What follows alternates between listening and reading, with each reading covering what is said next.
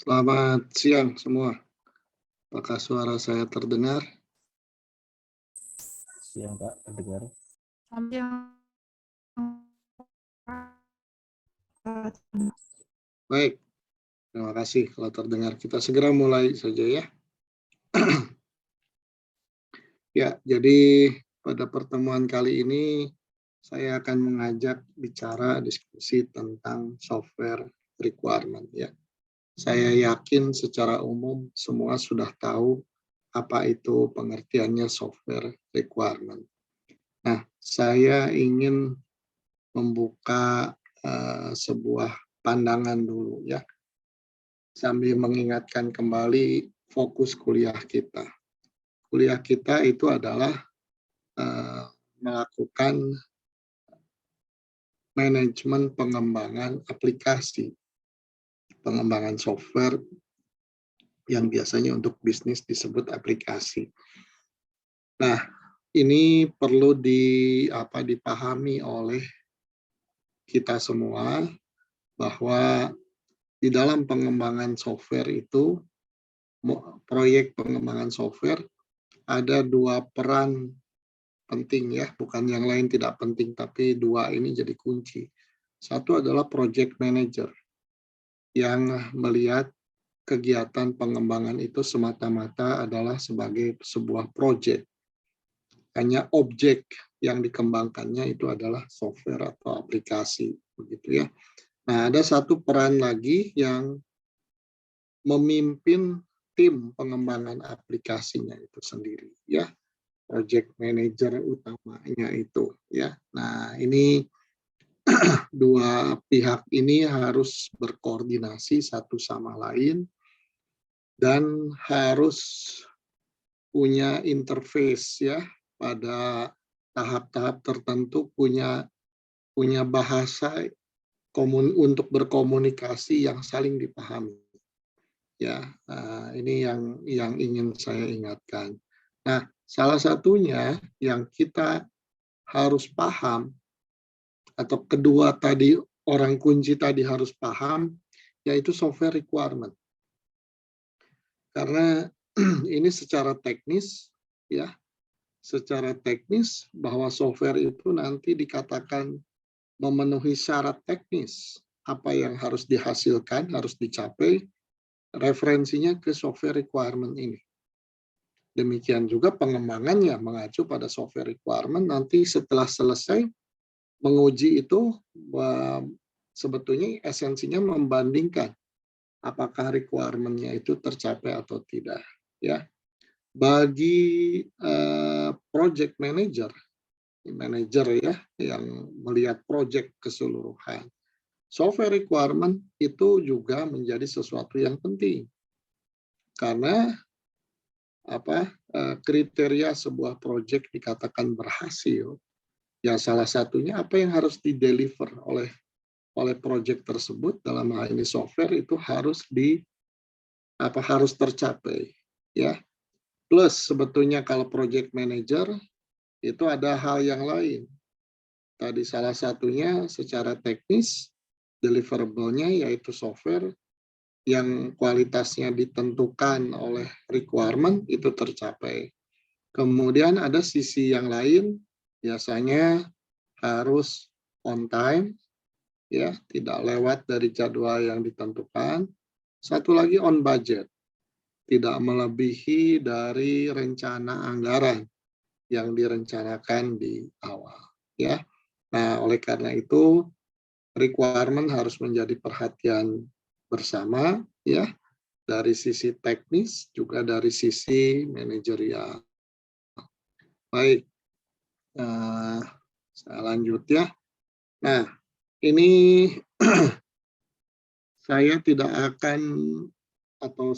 akan membahas teknis requirement itu apa saja, itu di bagian akhir sebagai lebih ke pelengkap saja, supaya kalau Anda bertanya-tanya requirement yang baik itu seperti apa, nanti kita lihat sepintas ya. Tapi saya ingin memberikan penekanan karena kuliah kita bukan software engineering ya, Nah, saya ingin memberikan penekanan pada prinsip-prinsip dasarnya yang harus kita pahami bersama. Ya, baik. Bagian pertama ini saya akan membahas tentang sesuatu yang disebut engineering practices. Jadi kegiatan pengembangan software, aplikasi, software engineering, gitu ya, itu tidak lain adalah proses engineering. Ya, namanya juga software engineering. Jadi artinya aktivitasnya mengacu pada kaidah-kaidah engineering, mengacu pada urutan langkah sequence dari proses engineering. Ya, nah saya akan mengajak pertama ini adalah memahami itu, karena dengan memahami ini sebetulnya nanti ada metodologi, teknik-teknik pelaksanaannya itu jadi melihatnya mudah, sama saja, ya. Seperti yang ekstrim, ada waterfall, ada yang agile, ya. Nah, itu nanti sebetulnya sama aja. Tahapan ini pasti ada, hanya sequence-nya dimainkan, begitu ya. Tidak menjadi atau di dalam waterfall ini jadi 4 tahap selesai. Ya, di dalam di dalam agile gitu, termasuk scrum di dalamnya, ini akan dilakukan berulang-ulang ya. Nah, tapi mari kita lihat tahapan esensialnya apa. Baik. Jadi kalau kita lihat ini ada 4 tahap besar ya. Kemudian ada di setiap kotak itu ada dua frasa sederhana begitu ya. Contohnya ada yang pertama itu understanding the problem. Kemudian di bawahnya ada yang warnanya kuning. Nah, itu sebetulnya understanding the problem, tapi dalam konteks software engineering itu jadi apa? Gitu ya, cara memahaminya. Yang atasnya itu konteks umum. Ya, jadi engineering apapun seperti itu ya. Jadi kalau dengan pengertian seperti itu, jadinya engineering practices itu, ya praktek engineering itu terdiri dari 4 tahap. Pertama, understanding the problem, memahami masalah. Artinya sesuatu yang mau kita rancang, mau kita buat, mau kita create itu harus kita pahami. Mulai dari mengapa itu perlu, ya dan seterusnya. Oke, setelah paham, berikutnya adalah plan a solutions, merencanakan solusi. Ya, logis kan ya? Understanding dulu, kalau enggak bagaimana kita mau menentukan solusi terbaik. Karena solusi itu bukan sekedar jalan tidak jalan, tapi juga harus efektif, efisien, ya. Nah, jadi plan a solution setelah understanding. Nah, plan itu just plan, rencana, belum eksekusi. Ya. Nah, berikutnya adalah execute the plan, mengeksekusi rencana.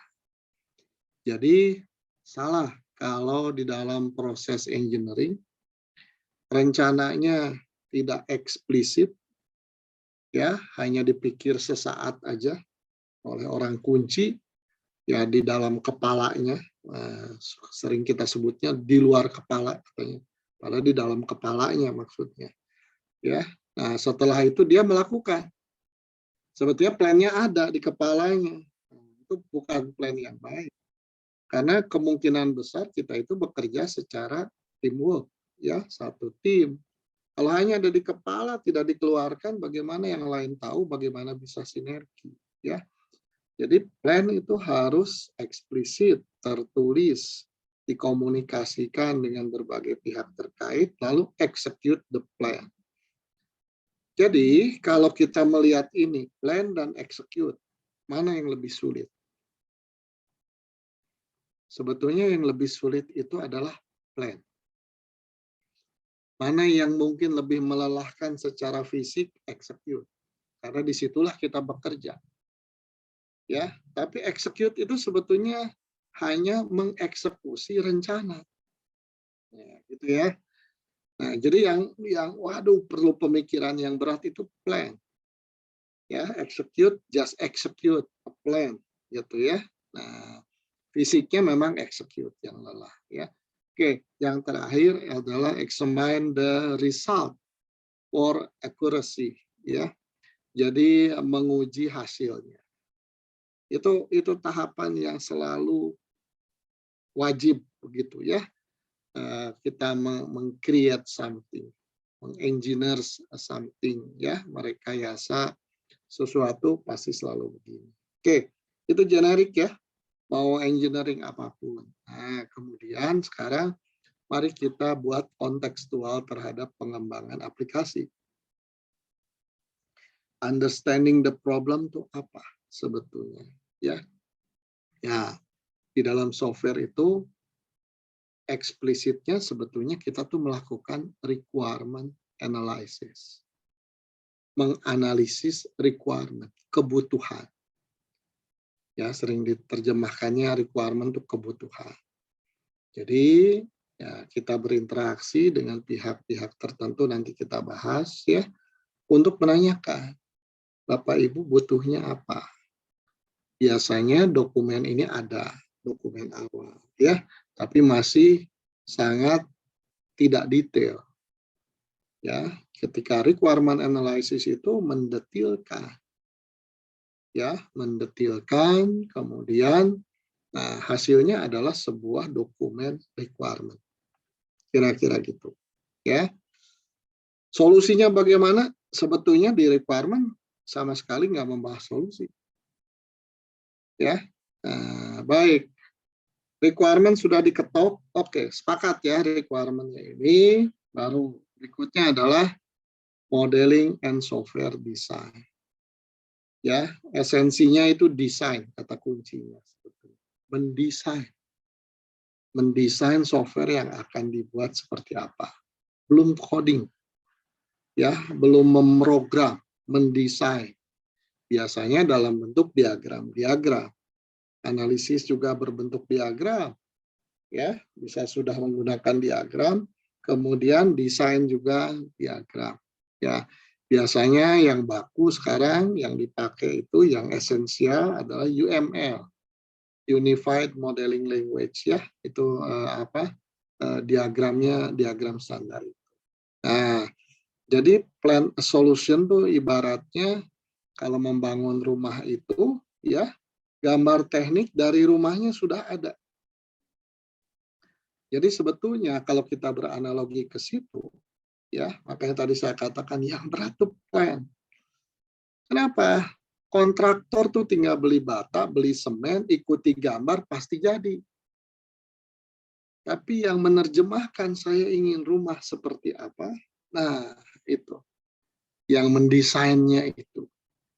Ya, nah, sekali lagi makanya saya katakan itu yang paling berat ya dari segi konsep pemikiran solusi. Nah, berikutnya execute a plan. Execute a plan itu tidak perlu mikir, tinggal mewujudkan apa yang ada di dalam plan.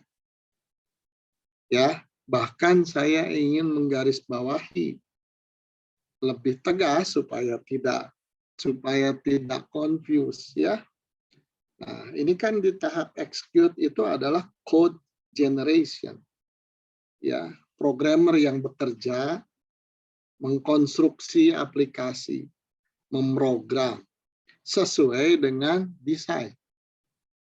Sama tukang pasang bata dan sebagainya sesuai dengan gambar arsitekturnya. Modelnya itu gambar arsitekturnya. Ya, saya tanya, boleh tidak nanti tukangnya berbeda dengan gambar? Pak, kayaknya ini kurang bagus deh, ini kurang lebar jendelanya. Saya besarin ya Pak ya. Nah, atau jendelanya tadinya kotak Pak, nggak musim kotak. Sekarang tuh jendelanya segitiga musimnya. Nah, itu berkreasi, itu tukang kayunya, tukang temboknya, boleh nggak? Mestinya enggak kan? Semua ngikuti gambar dari arsitek itu, konsep dari arsitek ya. Nah, ini juga sama. Jadi, programmer itu dilarang kreatif. gampangannya gitulah. Saya ngasih ekstrimnya seperti itu. Ya, programmer tuh dilarang kreatif. Kenapa? Karena nanti jadi melenceng dari desain awal. Programmer itu sepanjang hal-hal yang tidak ditentukan dalam desainnya, boleh tentunya. Ya, tapi kalau dalam desain sudah ditentukan, ini harus gini, gini, wah itu nggak boleh dilanggar. Ya, nah itu kira-kira ya, kalau kita menemukan satu pengembangan aplikasi, mana desainnya? Wah, repot Pak, nanti buang waktu kalau desainnya banyak ditulis. Programmer kami sudah hebat-hebat Pak, itu udah ngerti pasti saya kasih arahan 5 menit aja, ini gini gini gini udah ngerti. Wah, itu cara bikin software yang salah, cara bikin aplikasi yang salah. Itu sama dengan membangun rumah tanpa konsep, tanpa gambar. Ya, mandornya datang tiap pagi, lalu ngasih instruksi, hari ini pasang bata ya di sini. Gini. Nanti jadinya seperti apa Pak? Ah, udah nggak usah tanya. Silahkan aja kerjakan. Nah, ya. Nah, terakhir tentunya setelah code generation jadilah software. Jadilah rumah itu. Ya, tentunya harus dicek, diuji. Nah, pertanyaannya adalah mengujinya bagaimana? Di dalam konsep engineering, menguji itu sama konsepnya, yaitu membandingkan apa yang dihasilkan dengan requirement. Kata requirement-nya ada 10 fungsi. Mari kita cek 10 fungsi itu ada tidak. Ya, kata requirement-nya ini kecepatannya sejak klik maksimum sekian nih. Tidak lebih dari 1 detik. Mari kita ukur dan seterusnya. Nah, itulah seperti itu. Gitu ya. Jadi engineering practices seperti itu. Nah, lalu saya ingin berbagi sedikit ya. Ini semua saya ambil dari buku itu software engineering practitioner approach dari yang banyak dipakai itu ya sebagai buku ini buku untuk software engineering. Jadi ketika understanding the problem tadi tahap pertama, apa sih yang penting di sana ya? Penting itu adalah kita mengidentifikasikan who has a stake in the solution to the problem. Siapa yang berkepentingan dengan solusi dari yang berupa software yang mau kita bangun. Kenapa? Karena dialah orang yang paling tepat untuk ditanya. Dia yang paling ngerti sebetulnya. Software yang ingin dibuat tuh harus seperti apa. Ya.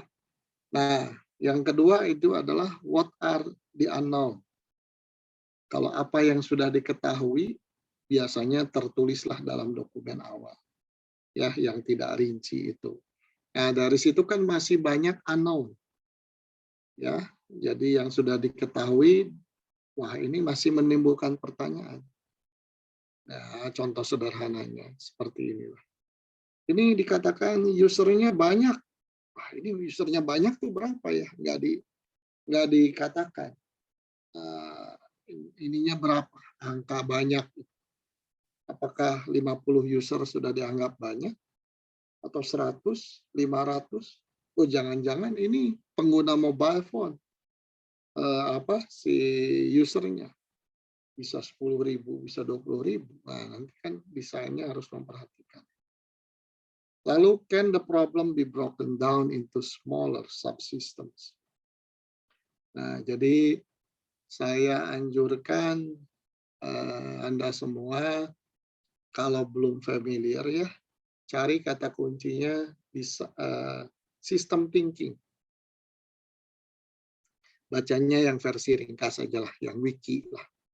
Ya, tapi pahamilah system thinking. Jadi di situ ada ini ya pembahasan lebih mendalam esensialnya kalau kita melihat sesuatu tuh bagaimana secara sistem. Nah, itu bagusnya dibaca ya. Intinya sama dengan ini nih.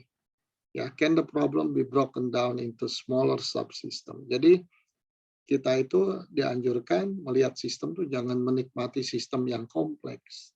nanti pusing juga kita memikirkan solusinya.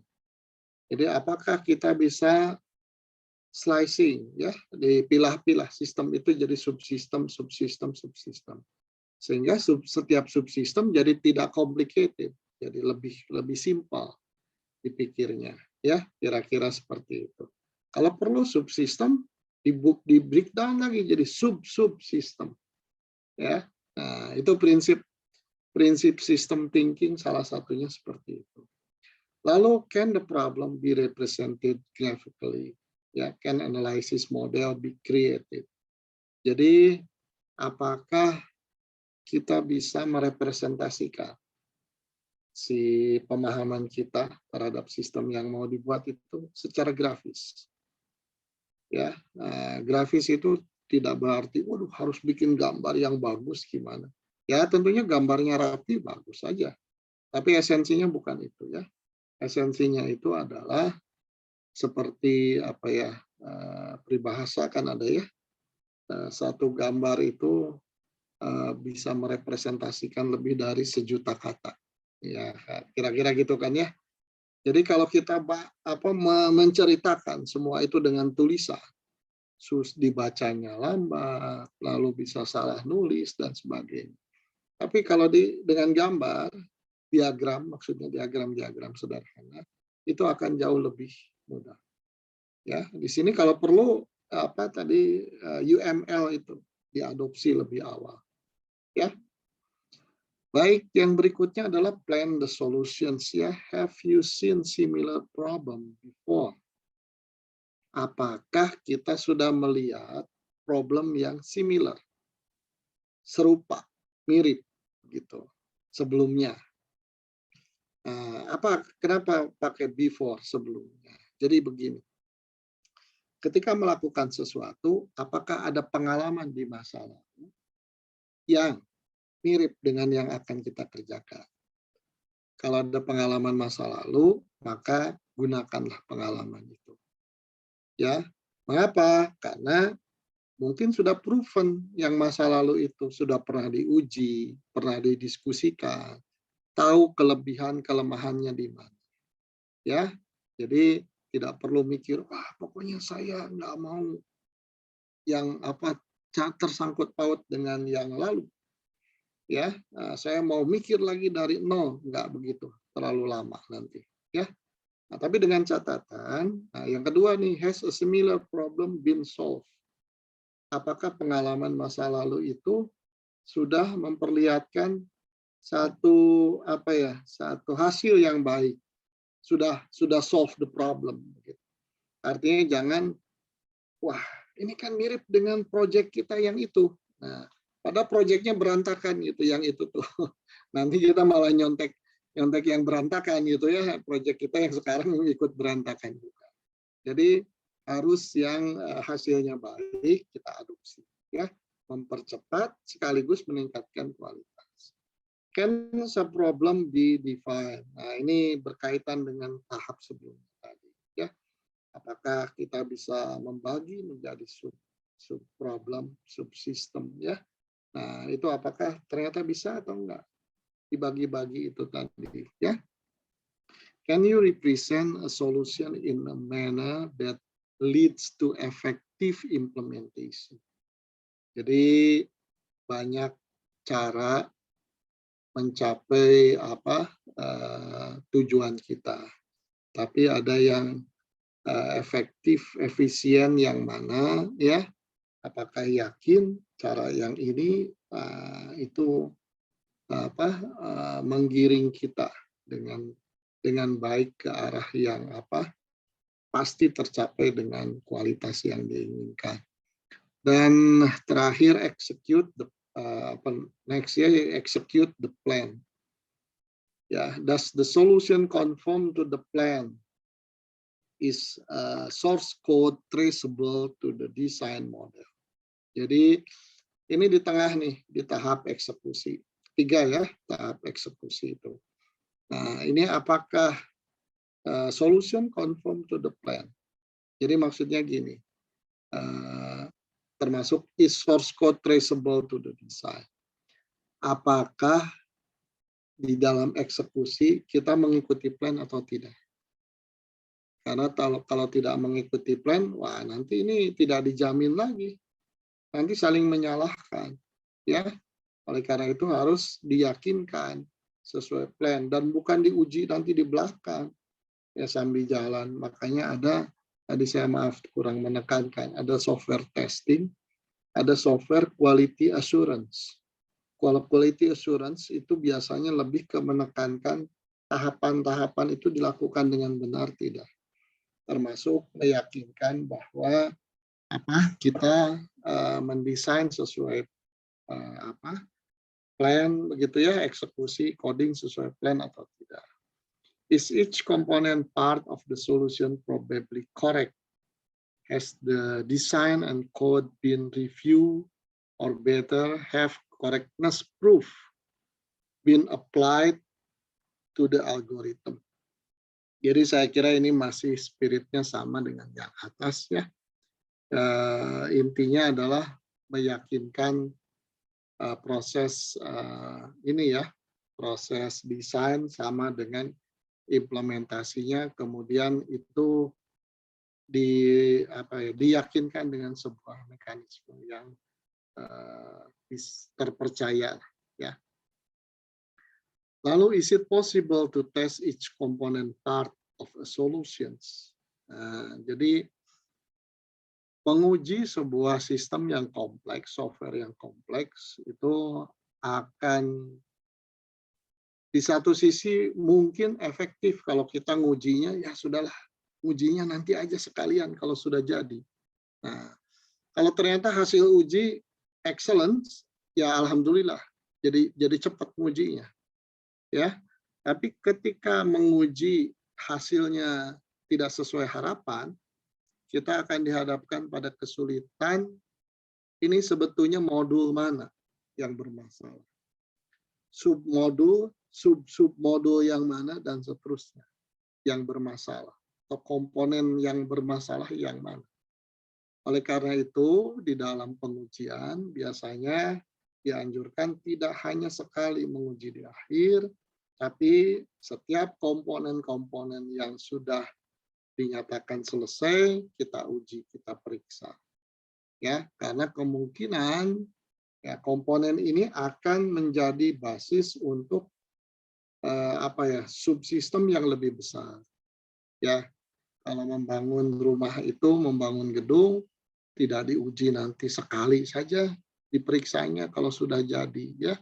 Nah, tapi mulai dari baru pilar betonnya itu sudah dicek. Besinya bahkan sebelum dicor dengan betonnya itu besi betonnya dicek dulu. Betul nggak nih? Harus ada berapa besi ya? Diameternya berapa dan seterusnya. Kalau udah oke semua, oke silakan cor.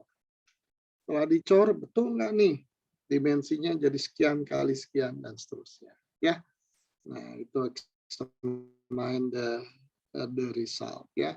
Oke, sampai di situ mudah-mudahan punya pemahaman yang sama sekarang ya tentang engineering practices ya, proses engineering secara umum.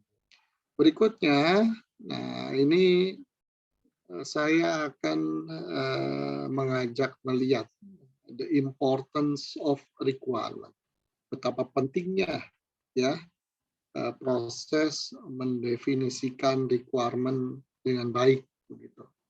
Ya. Ini juga saya kutip dari sebuah buku, tapi saya kira saya sengaja kutip karena ini ya, ini mudah-mudahan jadi selalu diingat oleh kita begitu. Ya. Jadi ini menceritakan sebuah nightmare lah, kondisi nightmare, ceritanya begitu. Ya.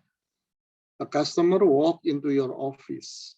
Ya, office itu adalah kita ya sebagai developer ceritanya, software engineers ya yang siap membantu berbagai pihak customer kita dalam mengembangkan software ceritanya. Jadi a customer walk into your office, sit down, look you straight in the eye and say. Jadi ya terjemahan bebasnya ya, duduk lalu melihat dengan tajam pada kita, gitu ya. Nah, lalu setelah melihat tajam, dia berkata nih customer kita itu, I know you think you understand what I said, but what you don't understand is what I said is not what I mean. Jadi kurang lebih di terjemahan bebas, kurang lebih mengatakan, ternyata kamu nggak ngerti apa yang saya maksud, kira-kira gitu. Ya, jadi artinya kita salah menangkap requirement-nya itu. Akhirnya software itu jadinya salah, tidak sesuai harapan, gitu ya. Ketika menggali requirement, oh ya Pak, ngerti Pak, siap, siap, siap. Oh, kita salah ngerti gitu kan. Nah, itu seperti itu. Nah, ini menarik juga nih. Ada Fred Brooks ya, ahli software engineering juga. Beliau memberikan satu statement yang menarik untuk kita selalu pikirkan. The hardest single part of building a software is deciding what to build. Jadi bagian paling sulit dari membuat software itu adalah menentukan apa yang ingin dibuat, bukan membuatnya. Ya, jadi itu artinya membuatnya tuh lebih gampang. Dalam pengertian membuat itu sebetulnya ketika sudah jelas requirement-nya, ya sudah jelas desainnya, ya membuat itu coding itu gampang. Sama, membuat gedung 100 lantai juga gampang. Sepanjang desainnya sudah ada. Tinggal cari duitnya, cari yang kerja, pasti jadi. Gitu. Ya. Nah, ini jadi sekali lagi, bagian paling sulit dari membuat software itu adalah deciding what to build, menentukan apa yang harus dibuat. Nah, dari mana tahunya apa yang harus dibuat itu? Ya itulah tadi proses menggali requirement. Itu adalah deciding what to build, ya. Kita harus dapatkan informasi yang lengkap dari sumber yang tepat dan seterusnya. Baik. Lalu ini ada angka yang menarik ya. 40-60% dari project software failures ya, kesalahan dalam software atau defect merupakan hasil dari poor software management and poor requirement definition. Jadi di sini dikatakan software yang buruk 40-60% itu bukan karena programmernya buruk. Nah, walaupun itu ada faktor itu, tapi yang paling berperan itu adalah satu manajemen. Kenapa manajemen? Ya karena semua di-manage di dalam manajemen itu, termasuk pengujian. Ya, termasuk barangkali bahwa requirement-nya kata project manajernya, wah kita sudah kepepet nih waktunya. Sudahlah, requirement-nya dipercepat. Nah, padahal itu bagian yang paling penting. Ya, itu terkait dengan manajemen.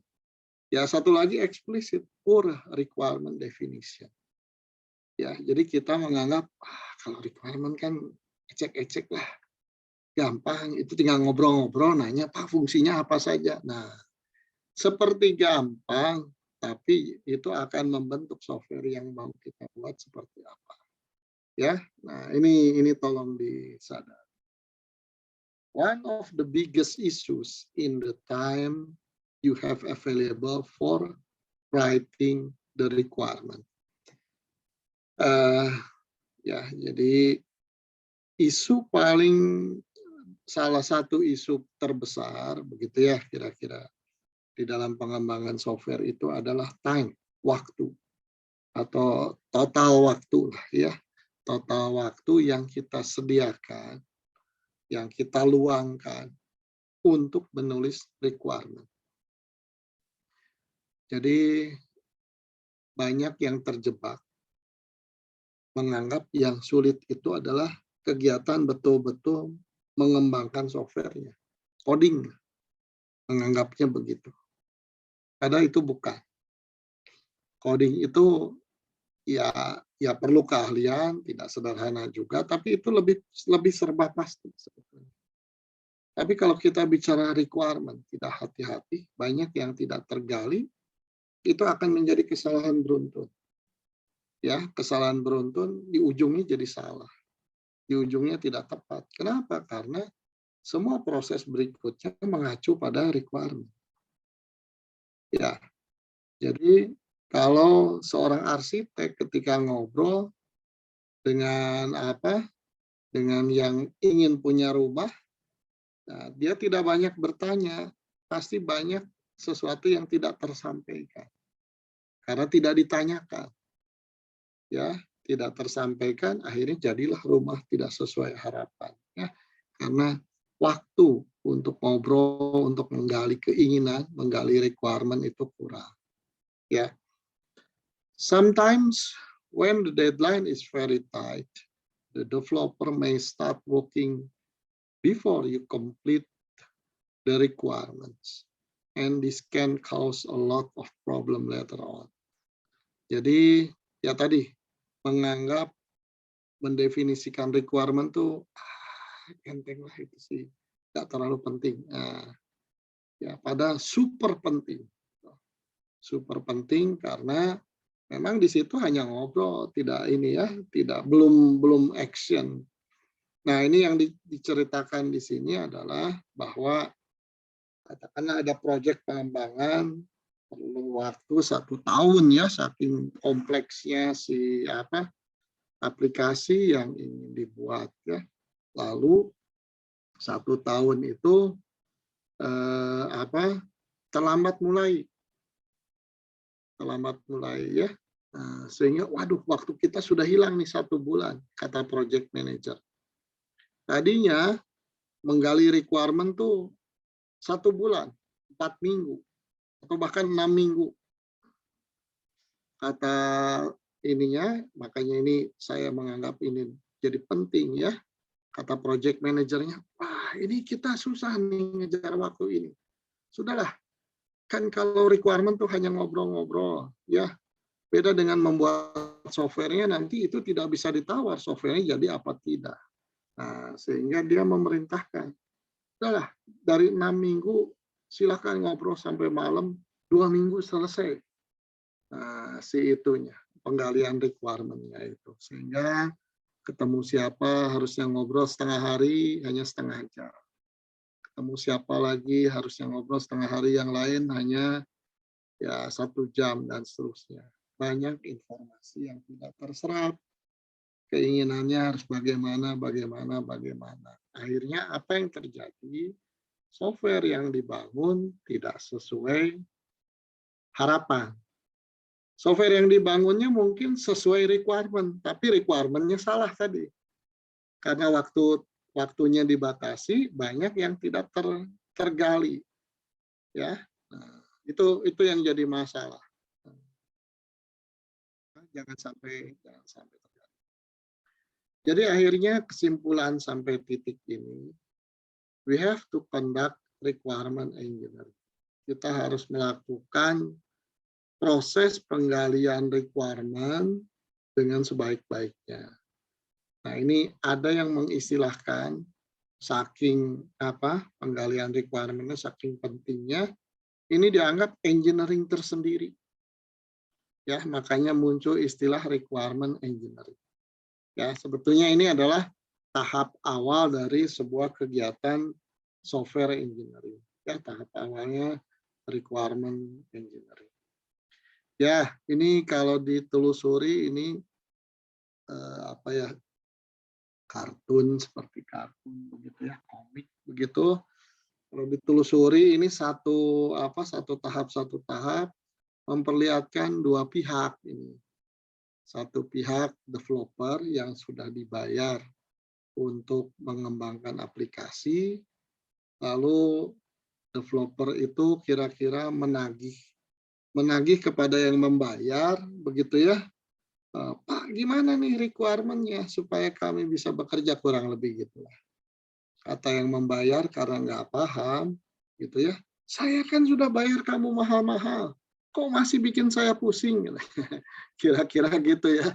Nggak mau lagi dipusingkan dengan requirement. Padahal requirement itu nggak bisa dibuat oleh yang tim ininya ya, developernya. Requirement itu justru datang dari yang membayar, yang memesan, yang menginginkan. Stop sampai requirement itu nanti diterjemahkan. Jadi sistem software yang memenuhi requirement. Ya, jadi patokan nanti software itu berhasil atau tidak pemenuhan terhadap ketercapaian requirement. Ya, baik. Ada tahapan umum ya requirement proses engineering untuk mendefinisikan requirement. Ya, jadi sekali lagi requirement engineering adalah tahap awal dari 4 tahap besar engineering termasuk software engineering. Ya, secara definisi requirement engineering itu adalah provide the appropriate mechanisms for understanding what the customer want. Ya, understanding what the customer want. Jadi understanding pihak yang membayar, yang memesan software, pembuatan software. Ya. Lalu analyzing need, assessing visibility. Jadi visibility-nya harus dilihat. Jangan-jangan dia meminta sesuatu yang impossible, harus kita jelaskan. Ya, misalnya saja seseorang yang punya uang berpikiran maju langsung mengundang developer, Pak bisa nggak tolong buatkan aplikasi untuk menjadi robot menentukan sebuah saham itu jual atau beli. Nah, ya seperti itu. Lalu Pak nanti datanya dari mana? Nggak ngerti saya urusan itu. Pokoknya bisa nggak Bapak? Nah gitu kan. Padahal visibility-nya visible apa tidak kan itu kalau pakai AI harus ada data untuk pembelajaran. Datanya punya kecukupan, punya kualitas dan sebagainya. Ya, nah ini disitulah visibility-nya memungkinkan atau tidak. Ya, lalu ada negotiating, jadi kadang-kadang menegosiasikan berbagai solusi, ya. Kemudian specifying the solution unambiguously, ya. Menyatakan spesifikasi solusi sedemikian rupa tidak ambigu, tidak multi interpretasi. Ya. Lalu validating the specification, memvalidasi, dan terakhir managing the requirement, mengelola requirement itu dalam sebuah siklus manajemen. Karena bisa jadi requirement itu di tengah jalan ya walaupun pakai waterfall teorinya tidak boleh berubah, tapi kalau yang membayar kita mengatakan, Pak, ini perintah direktur nih harus ada perubahan ya. Apapun pasti kita lakukan juga ya. Oleh karena itu ada siklus manajemen yang harus kita jalankan.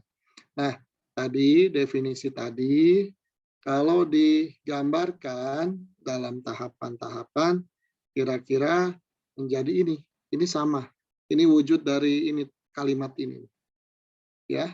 Nah, jadi kalau kita mau membuat requirement yang baik ya, menjalankan proses requirement engineering yang baik, rekomendasinya itu adalah menjalankan 6 tahap ini.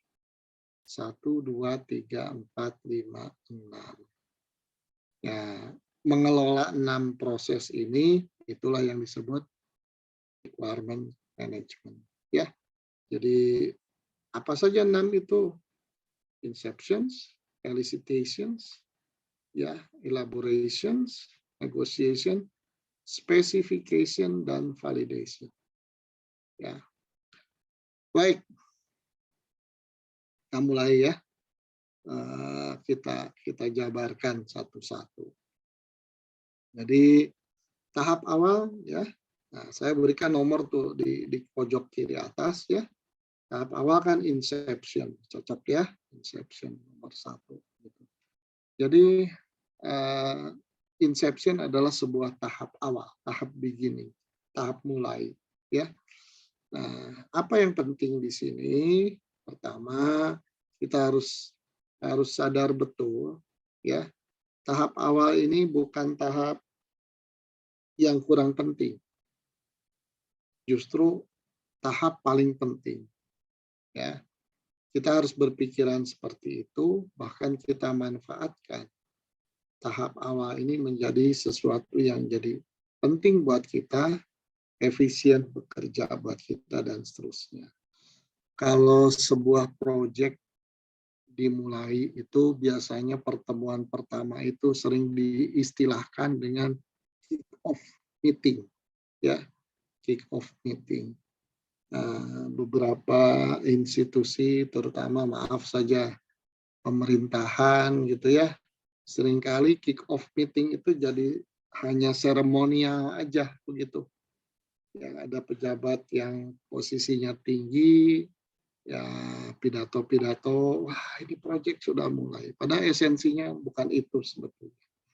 Kick off meeting itu adalah pertemuan pertama yang harus kita manfaatkan, ya, karena di situ biasanya tadi pejabat ada atau orang yang punya kepentingan hadir semua di sana. Kalau saya terlibat pekerjaan, kick off meeting itu biasanya saya sebagai pihak yang dibayar mengerjakan itu akan mempersiapkan sebuah presentasi sebaik-baiknya.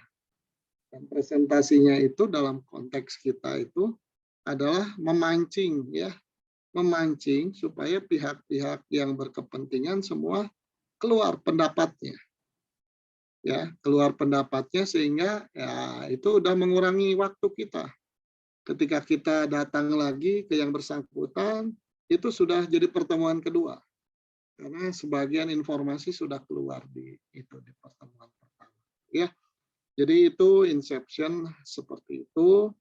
Nah, pertanyaan atau informasi apa yang harus kita gali di tahap inception ini?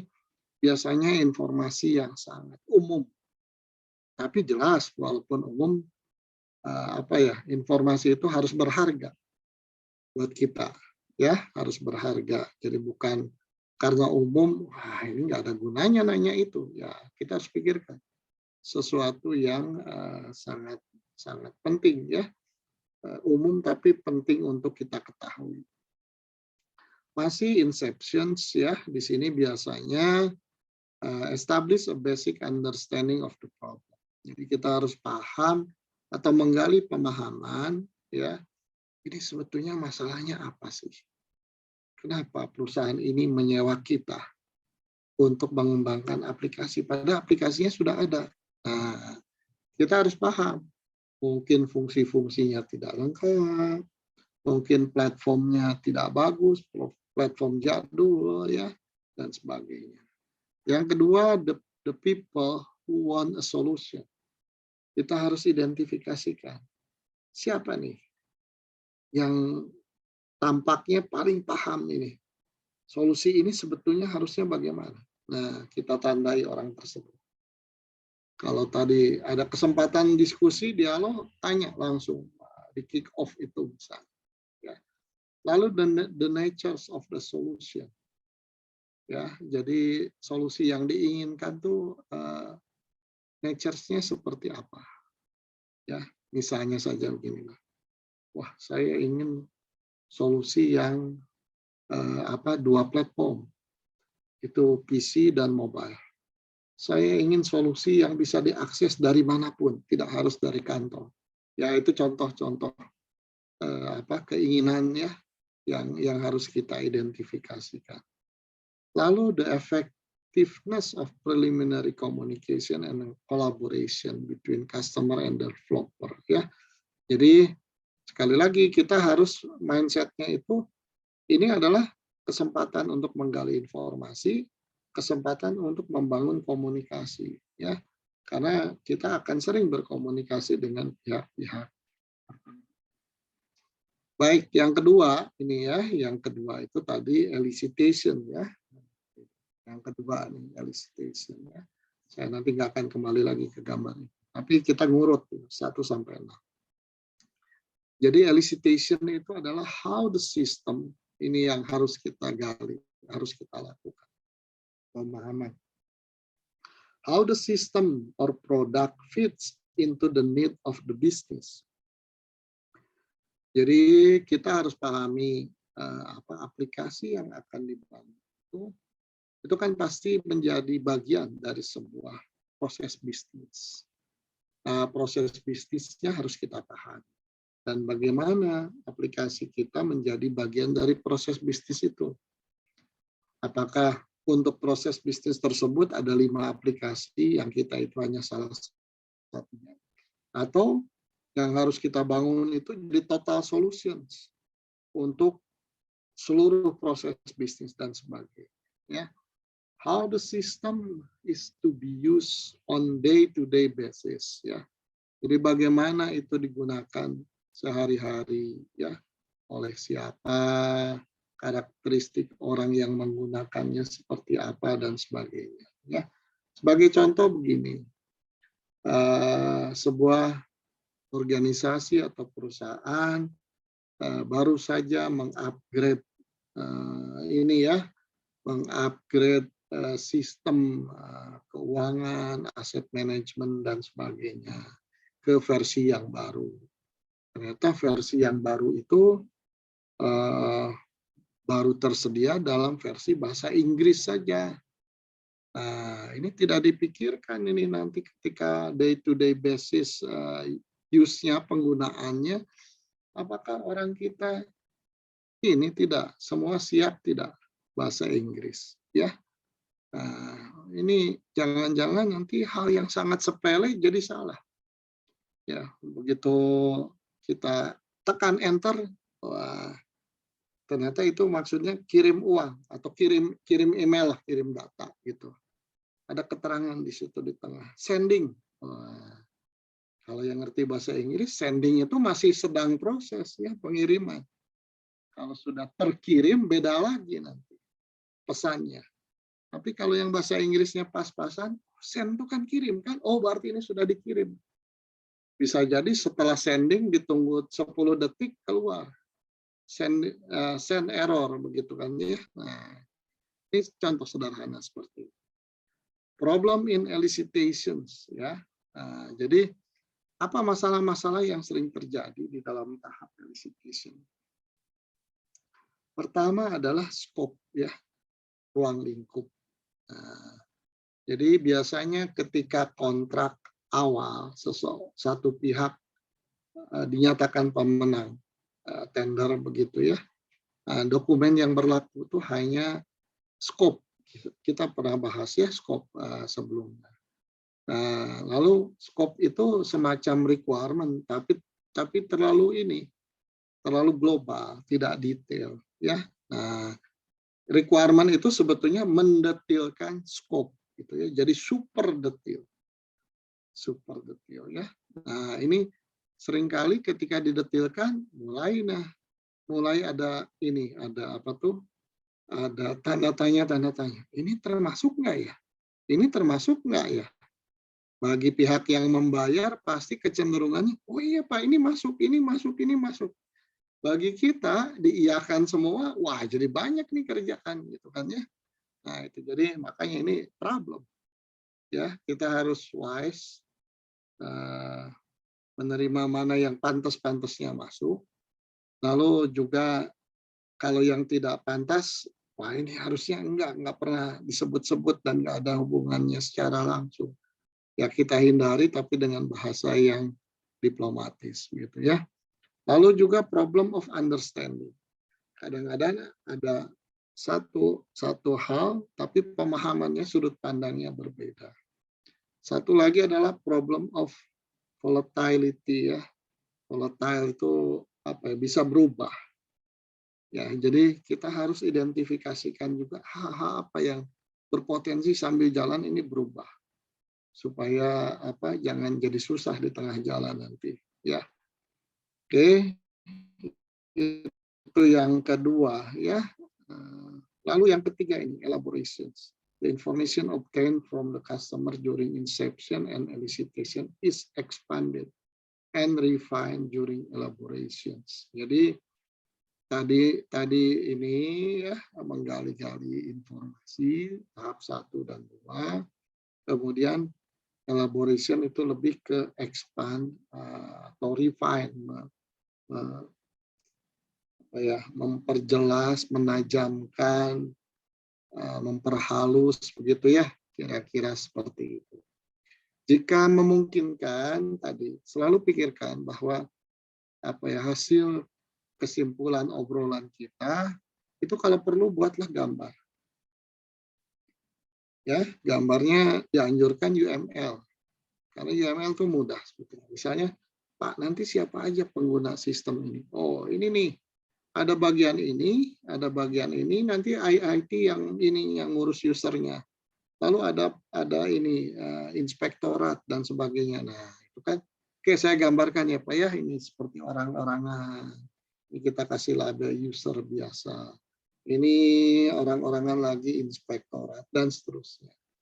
Gitu ya yang dimaksud start using UML seperti itu. Dan di sini kita finishnya dari tahap elaboration ini harus keluar informasi, function, dan behavior. Informasi itu kira-kira in-out. Jadi kalau aplikasi kita ini kita anggap black box, kotak begitu, kotak yang menjalankan proses atau fungsi, ada data masuk, kemudian ada hasil proses yang keluar. Jadi data in, data out, atau data in, information out, itu harus definitif setelah tahap elaboration ini. Ya, makanya harus ada gambar, sehingga gambar itu mudah diperlihatkan kepada kepada para pihak yang memberikan informasi. Kita berikan klarifikasi lagi. Nah, jadi software yang complicated, bayangkan, nggak mungkin itu seminggu selesai mendetilkan requirement, ya bisa sampai sebulan. Mengapa? Karena ngobrolnya, mencari waktunya aja, schedule-nya udah susah. Kemudian setelah ketemu, hanya bisa 2 jam, belum selesai, sambung lagi besok. Setelah lengkap, kita yang bekerja. Setelah bekerja, kita presentasikan ke mereka, konfirmasi. Kata mereka, wah ini nggak gini Pak, maksudnya salah Bapak nangkepnya. Nah, kita koreksi lagi. Nah, itu kan bayangkan itu bisa sebulan sendiri ya sampai itu semua.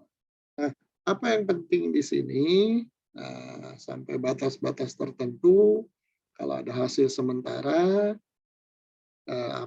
buatlah dokumen yang rapi ya.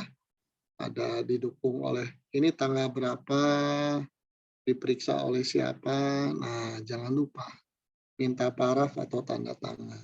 Ya, mengapa? Karena kalau tidak, nanti kalau berubah-ubah, kita bisa memperlihatkan bahwa ini dulu kan sudah disepakati begini Pak, Bu, gitu ya. Nah, ada tanda tangan Bapak, tanda tangan Ibu ada di sini atau parafnya.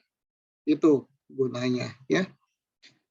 Lalu tahap 4 ya, jadi setelah tadi mulai jelas input output ya, tadi function, fungsi-fungsinya, proses yang harus dilakukan oleh software. Nah, satu lagi tadi behavior ya, apa bedanya kalau fungsi itu yang prosesnya apa? Tapi proses itu kan bisa dijalankan cepat, lambat, ketelitiannya berapa dan sebagainya. Nah, itu yang disebut behavior. Perilakunya bagaimana, ya itu juga harus didefinisikan ya. Jadi si sosok softwarenya dari tahap 3 itu sudah mulai kelihatan ya, softwarenya akan kira-kira seperti apa wujudnya ya. Nah, kadang-kadang kita kan sudah mulai menyepakati bentuknya akan seperti apa. Nah, ketika menuju ke sana, atau dari situ kita menuju ke arah nanti implementasinya akan bagaimana, mungkin ada hal-hal yang setelah kita evaluasi, waduh, ternyata ini jadi seolah-olah banyak banyak apa banyak keinginan baru yang tidak tercatat ini sebelumnya. Di dalam tornya, KAK-nya itu tidak ada ini. Kita harus mengerjakan ini. Sementara dari obrolan kita jadi banyak muncul dan seterusnya. Wah, ternyata datanya tuh tadinya kita kira cuma sedikit. Ternyata datanya luar biasa banyaknya dan seterusnya. Ya, nah inilah tahap negosiasi. Kita kemukakan tentunya dengan bahasa yang baik, bersahabat, jangan konflik di depan, ya. Tapi intinya serendah apapun perbedaan bisa kita sebut konflik istilahnya, ya. Nah, jadi karena negosiasi itu sebetulnya mencari titik temu, ya. Ketika ada perbedaan, konflik, cari jalan tengahnya, itulah negosiasi, ya. Nah, jadi di tahap ini semua yang confuse kita harus munculkan. Jangan ditunda karena itu akan jadi bom waktu. Ya. Nah, kita harus memperlihatkan satu alasan-alasan yang cantik lah, yang masuk akal. Ya. Kira-kira seperti itu ya, negosiasi seperti itu. Salah satu arahan ketika negosiasi itu selalu berpikir prioritas. Ya, jadi ada prioritas-prioritas yang kalau kita sepakat prioritas yang mana, maka akan lebih mudah mengeliminasi. Kalau gitu ini kita tunda dulu. Yang ini lebih penting. Nah, gitu. Mudah menggiring pada sesuatu yang kita sepakati mana yang lebih penting, ya. Ya, jadi tadi di 3 itu jadi hasilnya, di 4 itu negosiasi, kalau ada, mudah-mudahan tidak ada, biasanya selalu ada sekecil apapun, ya.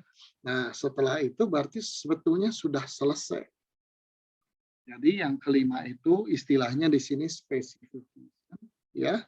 Semua kesepakatan kita tentang requirement itu kita wujudkan dalam dokumen yang formal.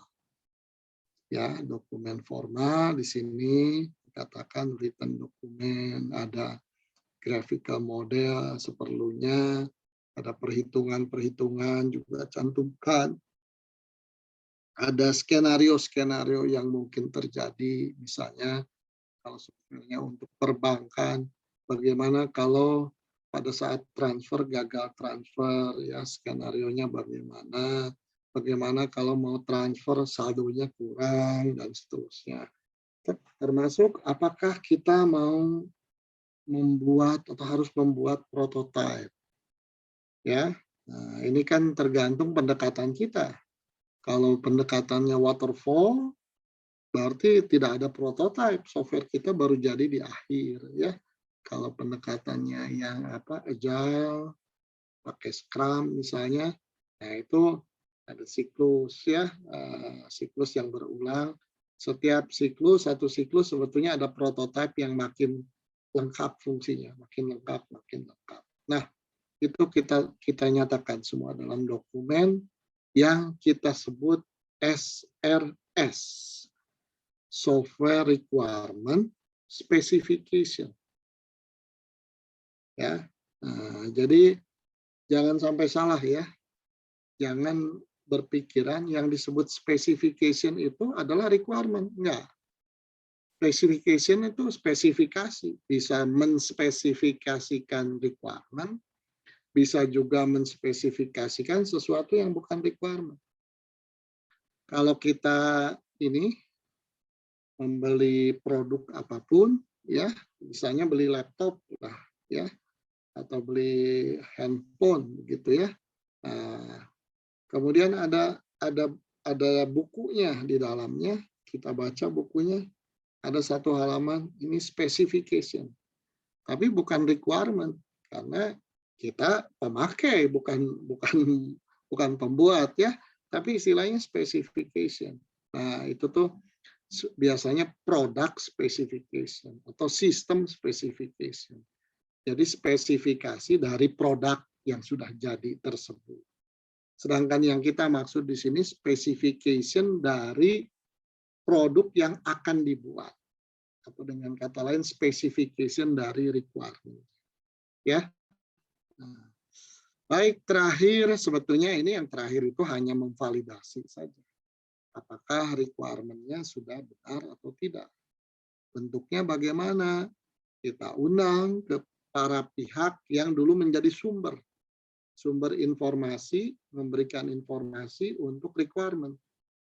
Lalu kita presentasi, katakanlah begitu, ya. Nah, setelah itu nanti kita sepakati. Oh, ini udah benar semua. Oke, Pak. Kalau begitu tolong maaf, Bapak tanda tangan di sini. Ibu tanda tangan di sini. Nah, gitu. Pada saat pertemuan ada daftar hadir, ada notulensi rapat ya dan seterusnya sehingga ketok palu tuh requirement selesai. Kalau kita bicara waterfall, maka tahap pertama selesai. Kita masuk tahap kedua, ya, dan tidak pernah balik lagi ke tahap pertama setelah itu. Itu kalau waterfall, ya. Ya, ada pertanyaan barangkali sampai di sini?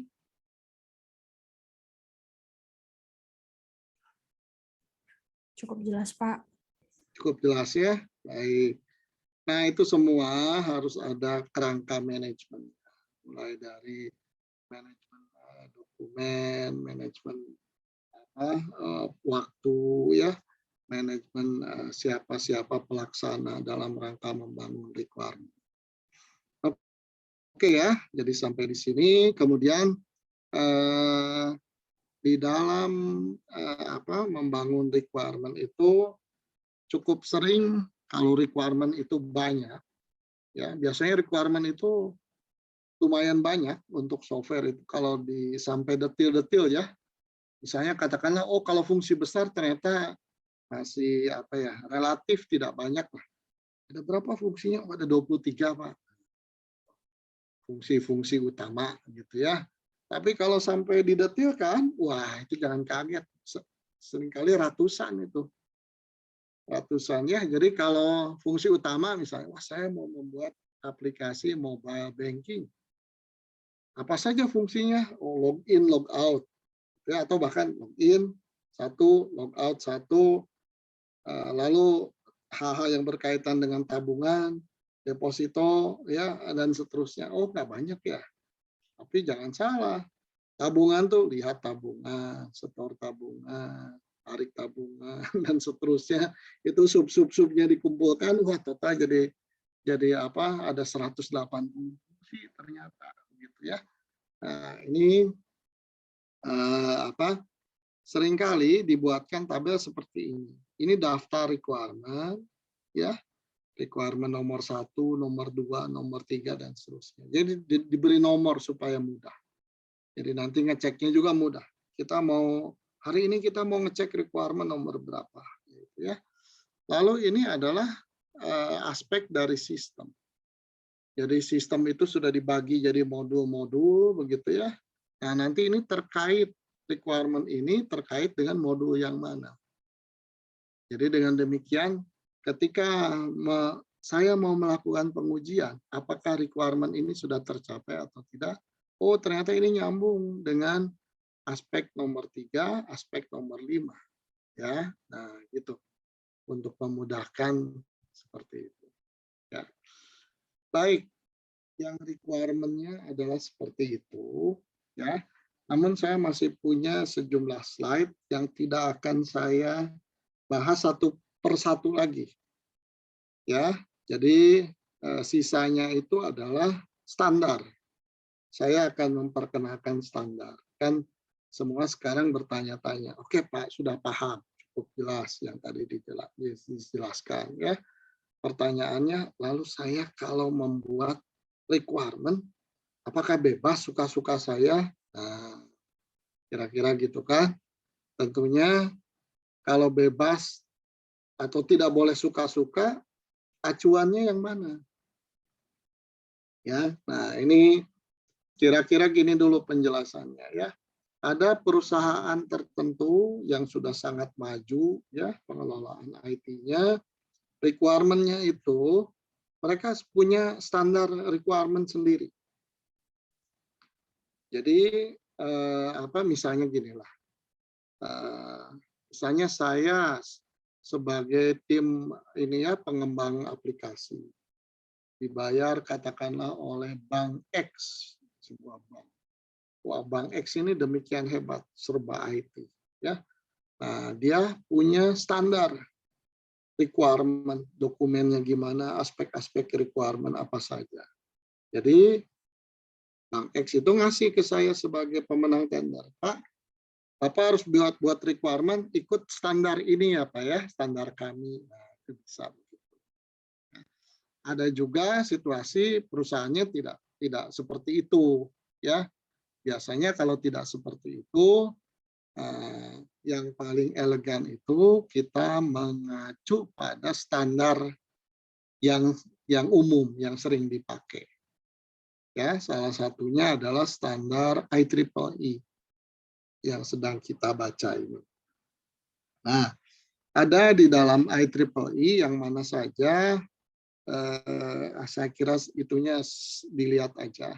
Ini slide yang saya tampilkan ini hanya contoh saja ya. Ini memang bukan standar paling up to date dari IEEE ya, tapi tentang software requirement ya.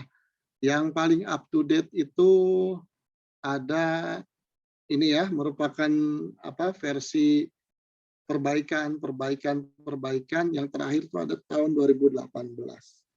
Saya tidak punya dokumennya ya. Nggak tahu Pak Yusuf punya nggak ya? Kalau punya nanti barangkali bisa di share minggu depan gitu, share diperlihatkan gitu ya. Nah, tapi intinya mirip lah, similar. Hanya ada penyempurnaan, ada aspek yang ditambahkan. Saya kira tujuan kuliah kita kan exercise saja ya, supaya paham saja kira-kira standar seperti apa. IEEE organisasi apa? Saya kira saya nggak bacakan lagi ya. Nah, jadi standar yang berhubungan dengan pengembangan aplikasi itu sebetulnya banyak ya. Requirement itu, standar requirement hanya salah satu dari demikian banyak standar-standar di lingkungan pengembangan aplikasi ya. Nah, ini standar itu perlu untuk yang cetak merah ini, yaitulah untuk tujuan itu supaya software customer lebih akurat begitu ya, supaya supplier lebih memahami dan seterusnya ya. Nah, kemudian ini benefit-benefitnya, manfaatnya ya, saya nggak bacakan lagi karena secara konsep tadi kita sudah bicara sangat panjang gitu. Nah, ini barangkali ya. Jadi dokumen standar itu isinya seperti ini. Ya, isinya seperti ini ya, ada overview, ada references, ada definitions, ada considerations for producing a good SRS ya. Lalu ini bagian kelima. Tadi kan ini 1 sampai 4 sambungannya ini. 5 ya. Jadi kalau kita lihat 5 itu the part of an SRS. Jadi di dalam standar ini bagian 5 dari standar ini itu diperlihatkan. Artinya kalau kita mau mengadopsi standar yang ini ya. Maka SRS yang kita buat itu bagian-bagiannya ini sudah ada tuh ya. Harus ada bagian introduction, ada bagian overall description, ada bagian specific requirement, ada bagian support information. Tampaknya gampang ya. Oh, cuma 4. Ya, cuma 4, nanti kita lihat cabang-cabangnya apa gitu ya. Ya. Tapi intinya kalau kita membuat dokumen requirement mengacu pada standar IT, kita tuh harus membuat sebuah dokumen yang isinya mengandung 4 ini. 51, 52, 53, 54. Ya, mari kita mulai bahas satu persatu dengan cepat ya. Overview, apa isi overview itu? Ini bla bla bla, begitu ya, tentang requirement itu apa, supaya kita punya persepsi yang sama secara formal ya. Kemudian references itu memperlihatkan daftar referensi, termasuk ini standar-standar yang lain selain requirement, tapi berhubungan dengan requirement.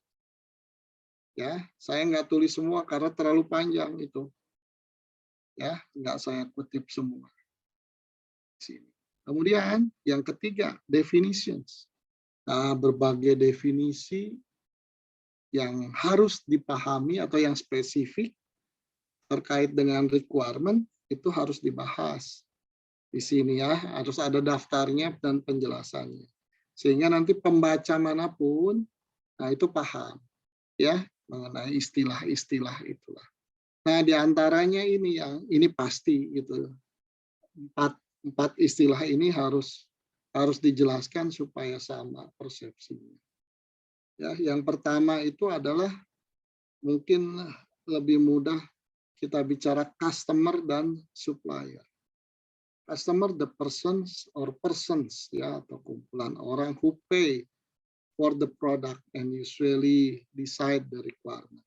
Jadi customer itu adalah orang yang membayar supplier ya untuk membuat software. Ya, jadi di sini supplier the person or persons who produce a product for customer. Dalam hal ini software yang membuat. Nah, customer dan supplier itu diikat dengan kontrak gitu ya. Kemudian user, kalau ini adalah customer supplier itu dua pihak ya, yang membayar dan yang dibayar ketika kontrak terjadi. Tapi nanti hasilnya kan sebuah aplikasi software kan. Software itu akan dipakai dalam bisnis. Siapa yang akan pakai? Nah, ini yang disebut user. Ya, kalau ada istilah-istilah lain ya tambahkan definition. Ya. Baik, berikutnya adalah consideration for producing a good SRS ya. Jadi ini apa yang harus diperhatikan begitu ya ketika kita mau membuat SRS yang baik begitu, harus memperhatikan apa saja. Nah, ini semua dijelaskan di sini. Saya tidak jelaskan lagi ya, hanya mengatakan itu tuh ini 41, 42 dan seterusnya kan ini. 41, 42, 43 terus sampai 48 itu menjelaskan daftar hal-hal yang harus di-consider oleh kita, yang harus diperhatikan ya dalam membuat SRS yang baik. Tentunya agar SRS yang baik, semua ini pahami dan praktekkan oleh kita. Ya, kira-kira seperti itu ya. Ini ada penjelasannya. 41, 42, 43, 44, 45 terus sampai 48. Ya. Nah, ini semua saya kutip dari standar ya. Dari standar. Artinya ketika kita mendeklar, wah, saya mengadopsi standar ini. Ya harus dibaca dengan baik lalu ikuti.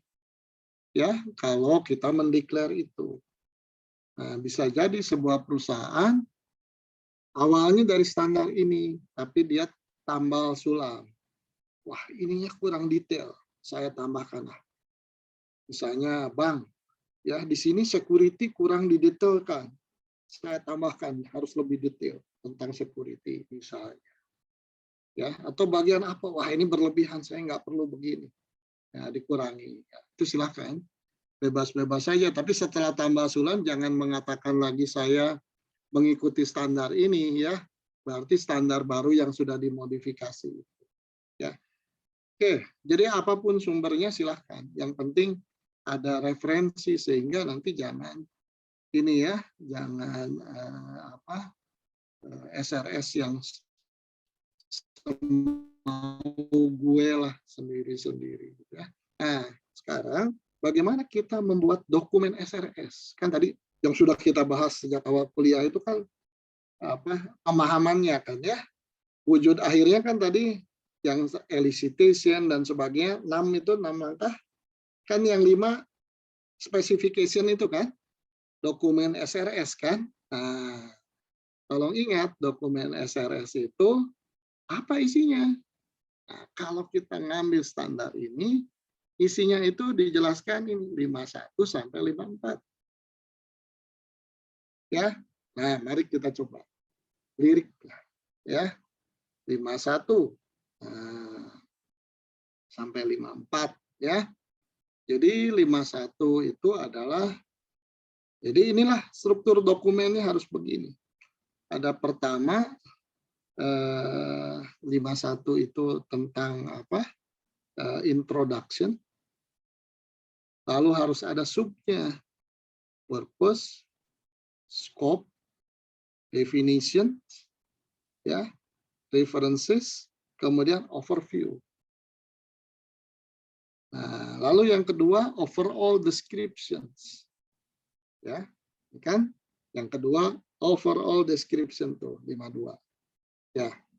Ini overall description tuh ini product perspective, product function, user characteristic, constraint, lalu assumption and dependencies.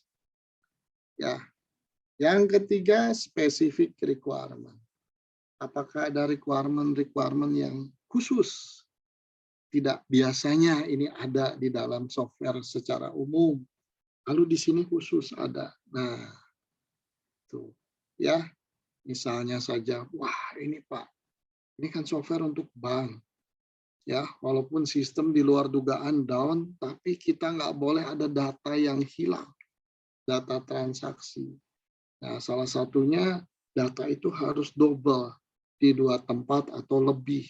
Sehingga kalau ada data yang rusak, kita bisa pulihkan dari lokasi yang lain. Ini contoh sederhana.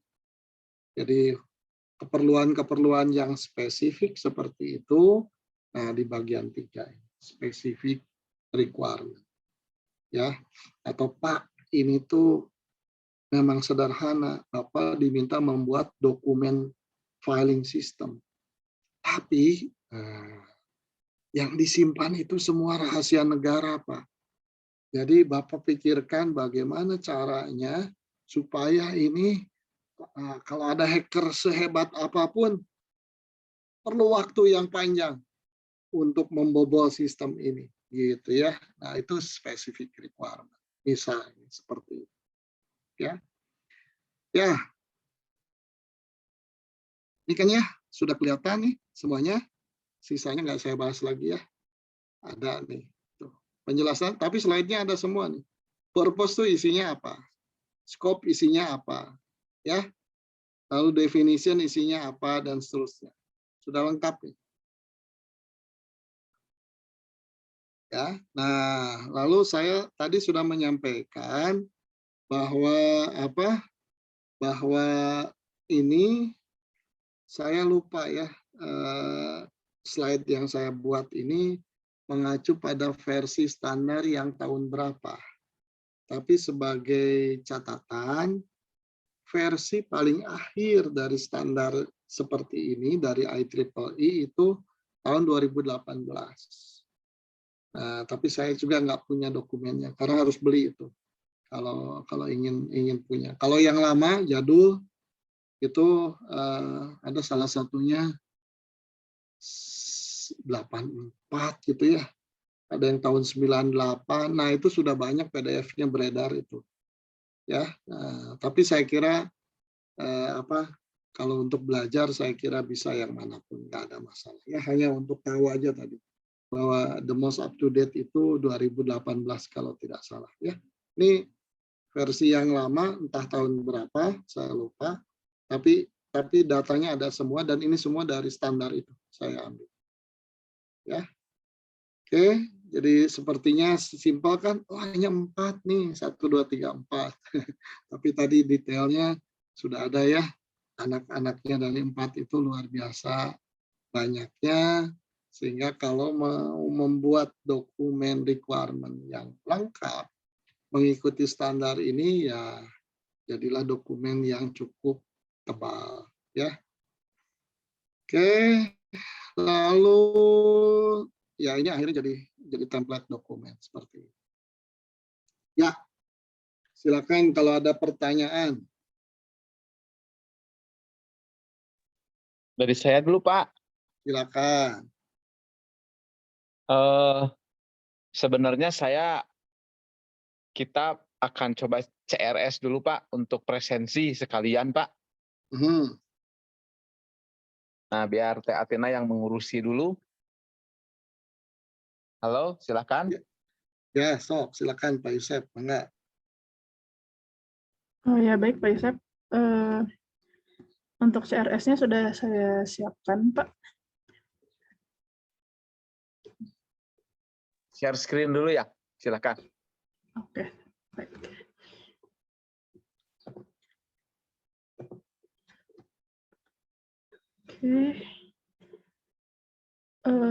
Ya baik, untuk Bapak dan Ibu dari kelas IF dan EL, silahkan masuk ke mata kuliahnya, mata kuliah lalu ke modul 4, ke submodul CRS. Nanti akan ada tampilan seperti ini.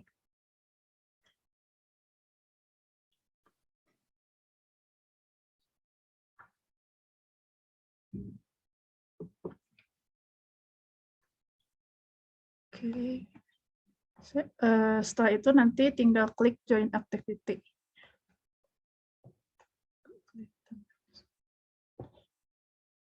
Oke.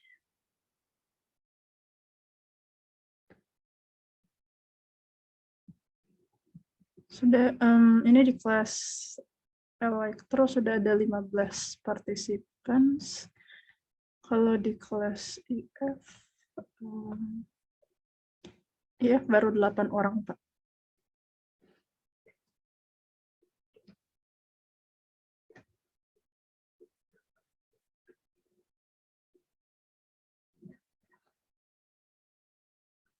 Apa ada yang bermasalah untuk join di CRS? Aman, Bu? Mbak. Sudah ya? Oke. Ada di modul 4, submodul CRS. Setelah itu, klik join activity.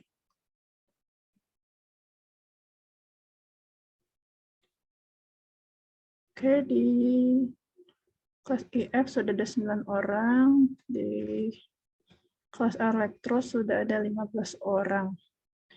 Kita akan voting aja, Pak, ini Pak Yusef, atau seperti apa? Ya, voting aja. Oke, masih menunggu dulu ya.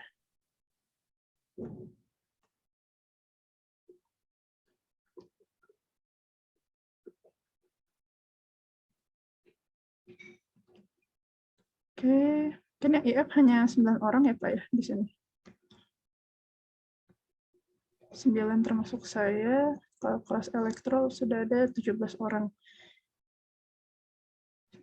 Untuk pertanyaannya, apakah akan default aja, Pak? Ya, untuk pertama ini default saja dulu, dan nanti dipakai dasar untuk presensi ya. Ya, sudah saya setting untuk presensi. Jadi, buat Bapak dan Ibu yang sudah join CRS, silahkan ini pertanyaannya saya submit, lalu tinggal langsung voting aja. Saya setting dulu yang pas. Untuk yang kelas IF juga.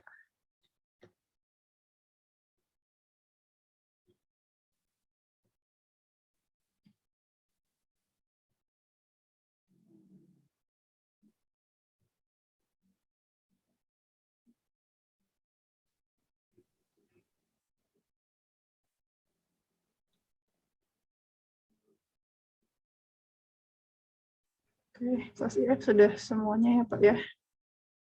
Semuanya 100% katanya sudah paham. Lalu di kelas EL masih ada 3 orang lagi yang belum voting. Silahkan yang belum voting.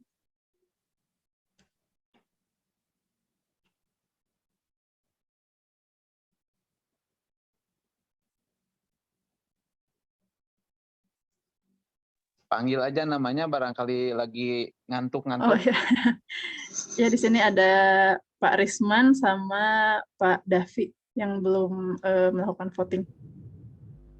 Oh, maaf saya baru masuk karena tadi ada ujian kualifikasi jadi saya agak bingung. Oh iya, sudah masuk ke Eh, kelas CRS-nya Pak ya?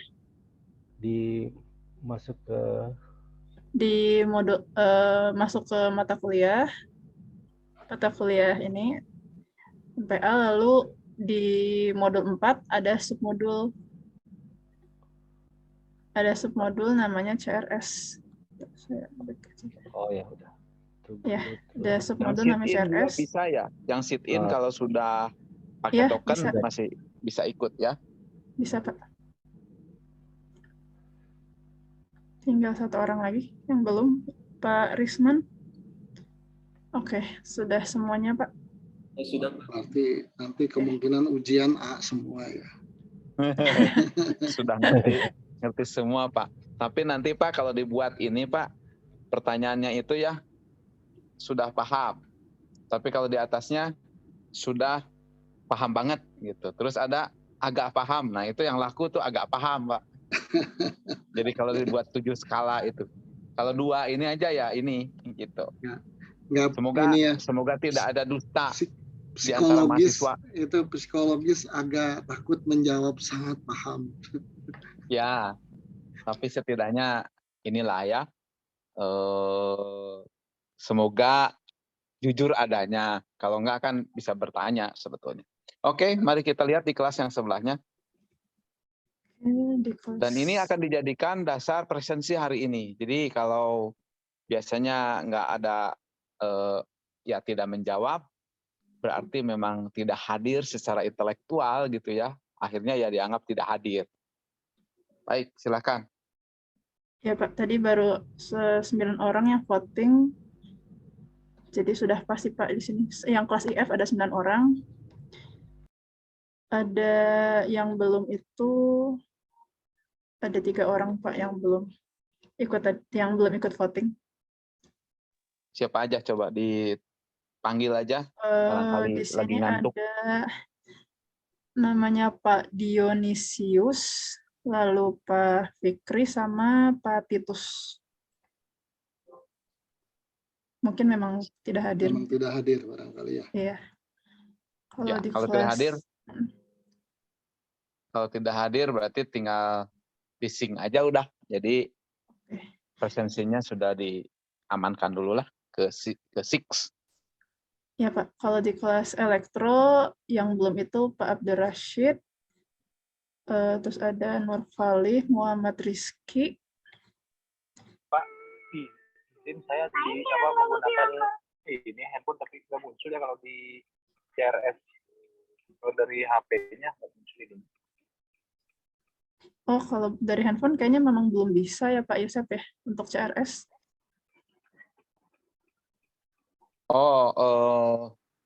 Harus modenya mode desktop. Harus dari desktop. Dipaksa. Iya betul. Di handphonenya harus paksa mode desktop.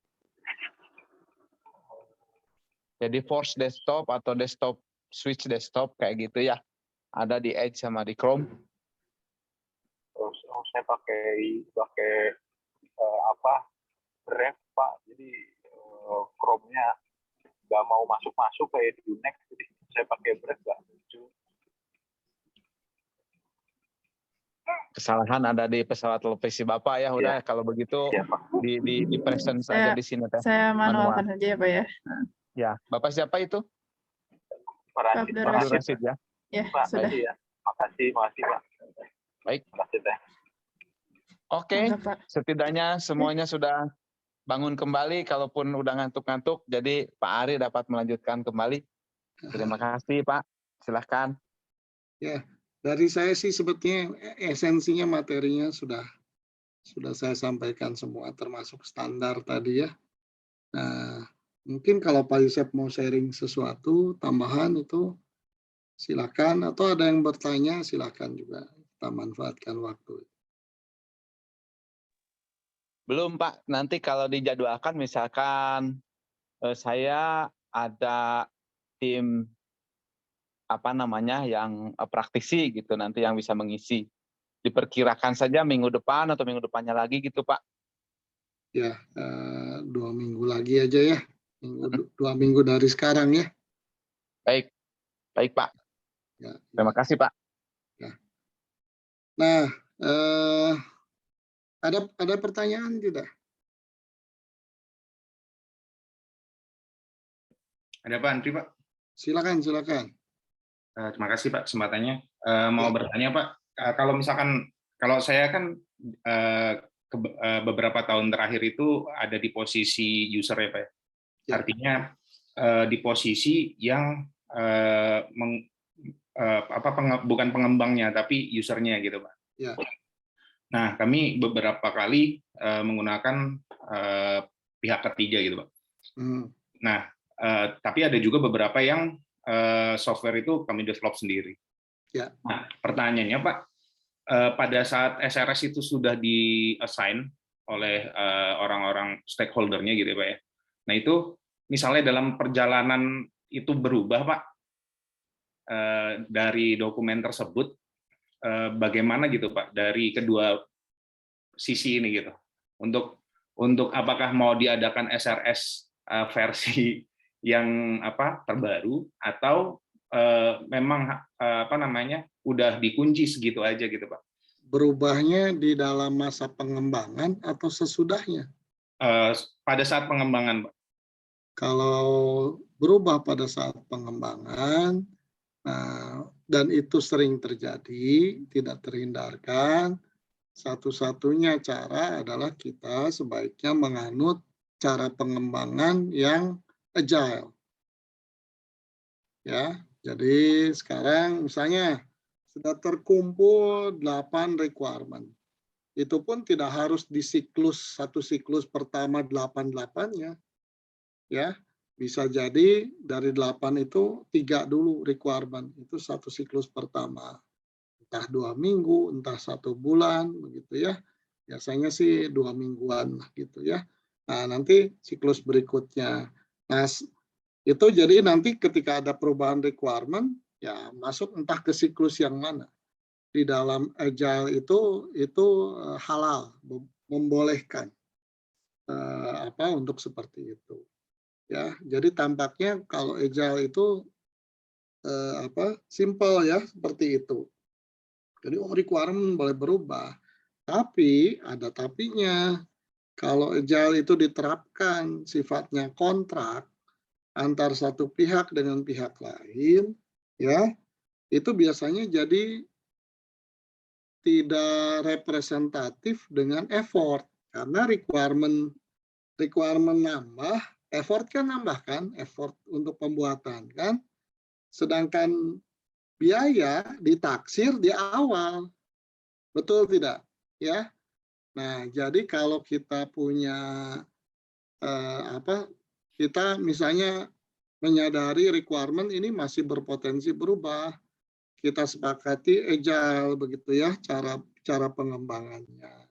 Nah kalau begitu maka kontraknya bukan kontrak berdasarkan requirement, tapi kontraknya lebih tepat kontrak tenaga kerja. Menmon ya Pak? Ya, jadi saya pokoknya selama misalnya saya perlu 10 orang programmer yang akan kerja di tempat kami selama 6 bulan. Ya sudah itu dimanfaatkan. Berapapun yang tercapainya ya sudah. Itu fair seperti itu. Ya. Atau kalau yakin requirement-nya fix, bisa kita kunci, ya sudah. Mekanismenya pakai ini ya, pendekatan waterfall. Ya, kira-kira seperti itulah saya kira solusinya. Ya. Berarti kalau sudah di-define dari awal dan sistemnya lamsam itu sebaiknya dihindari ya Pak ya, seperti itu ya Pak ya? Ya, kurang lebih seperti itulah. Ya.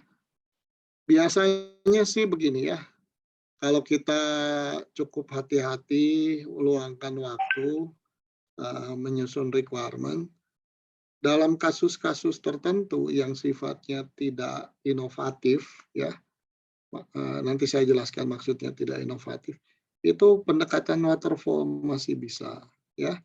Nah, sebagai contoh ginilah, kalau kita bicara institusi pemerintah, ya kita ingin membuat aplikasi untuk membantu mengotomatisasi proses bisnis di institusi pemerintah.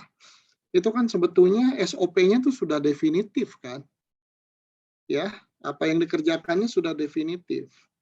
Jadi sebetulnya untuk keperluan-keperluan seperti itu, tinggal kitanya aja hati-hati dalam menerjemahkan SOP itu ke dalam requirement besar atau scope di dalam tor-nya. Mestinya requirement nggak akan berubah, ya tidak akan berubah secara signifikan. Nah, yang sering berubah itu adalah situasi di mana kita memang belum tahu nih. Yang mau kita buat ini masih meraba-raba. Atau mungkin bukan meraba-raba, bisa ngasih penuh ruang inovasi. Sambil jalan, wah kepikiran apa gitu. Misalnya Mas Andri ini mau mengembangkan startup company. Produknya masih ada pemikiran awal, produknya gini. Tapi nanti setelah 3 bulan, wah ini kan produk bisa jadi begini. Nah itu kan nggak ada ujungnya tuh. Software-nya berubah lagi kan, begitu ada ide lagi, berubah lagi. Tapi kalau tadi situasinya, oh ini sudah layanannya tetap di pemerintah, misalnya daftar akte kelahiran, daftar orang lahir, anak lahir, untuk dapat akte kelahiran kan udah fix itu ya si bisnis prosesnya itu ya. Kira-kira gitulah. Ya. Baik, Pak. Kalau misalnya ini, Pak, satu lagi nambah, kalau misalnya ditentukan elasticity-nya gitu, Pak. Misalkan dari SRS itu boleh geser dikit 10%, misalnya gitu, gimana tuh, Pak? Ya itu sih silakan aja. Silakan dalam pengertian kan. Tapi pertama gini ya, tadi mengukur 10% tuh gimana? Kan ini bukan masalah jumlah berapa SRS-nya. Kalau nambah misalnya, wah ini kan dari 20 nambah 1 nggak signifikan. Ya, kita ngomongnya begitu. Tapi 1 tambahannya ini perlu effort yang luar biasa kan. Nah itu yang jadi masalah begitu. Tapi ya silahkan sah-sah aja kalau kita mengatakan bahwa ini sudah ada 20 SRS, item SRS tertulis. Ya, tapi sambil berjalan, si pemenang tender harus cukup fleksibel menerima tambahan 2 SRS lagi yang belum ditentukan. Ya itu dicantumkan dalam kontrak. Pokoknya belum dicantumkan, entah susah entah gampang, nggak dijamin gitu kan ya. Itu resiko yang menang ya tenar ya, kalau itu ditentukan di awal, pemenang tender sanggup ya silakan juga sih. Walaupun ya dari fairness-nya jadi susah kan. Ya, karena itu nggak tahu nih yang 2 tambahan ini bebannya berat apa. Ya, oke, ada lagi pertanyaan? Cukup clear, Pak. Terima kasih. Ya. Nah, kalau tidak ada pertanyaan, saya ingin ngasih tugas ya. Kemarin kan sudah diminta membuat scope. Ya. Nah, scope itu sekali lagi, scope itu fungsionalnya mirip dengan SRS. Scope itu detilasinya yang tidak sedetil SRS. Ya, bedanya itu. Scope biasanya dibuat oleh pihak internal, pihak yang membayar untuk supaya definitif ini software tuh sosoknya seperti apa. Sehingga menaksir ini proyeknya pantasnya berapa. Ya, 10 juta kah, 100 juta, 500 juta kan itu harus mengacu pada scope kan. Ya, tapi tidak detail. Ya, nah itulah scope. Item-itemnya sama. Fungsi-fungsi ada, inputnya ada, kan benar nggak? Informasi yang keluar ada, ya, nah itu kurang lebih makanya saya katakan sama. Sekali lagi kalau SRS detil, basisnya pasti dari scope itu didetilkan. Ya, nah jadi sekarang saya minta ya buat SRS yang merupakan detilasi dari scope tadi, ya. Nah, tapi jangan panik dulu, karena kalau membuat SRS yang lengkap, barangkali nanti 2 bulan selesainya, ya tugasnya. Jadi saya minta item fungsinya, ya, item fungsi yang dijabarkan jadi SRS itu cukup masing-masing 2 saja, ya. Jadi input pilih 2, fungsi 2, behavior 2, output 2 gitu ya. Mau lebih boleh, tidak dilarang. Tapi minimalisnya 2. Tujuan saya hanya ingin Anda merasakan apa bedanya scope dan SRS. Ya, silakan acu itu yang sebisa mungkin yang IEEE yang itu. Ya, kalau ada yang bingung, nggak ngerti, ya sudah kosongkan aja bagian tertentu. Ya, daripada nggak jadi sama sekali begitu. Tapi yang bisa dikerjakan, mengerti, nah itu harus diisi semua. Ya, itu ya. Ya, pokoknya ngikutin scope yang tugas scope sebelumnya yang itu. Jadi bedanya dapat gitu kan. Oh, scope itu tidak detail seperti ini. Oh, SRS itu sebetulnya mendetailkan scope itu. Gitu. Pak Ari, Ya, izin iya. tanya. Ya, Pak Jadi Yusef. kita set aja di EduNext gitu ya. Mangga. Boleh.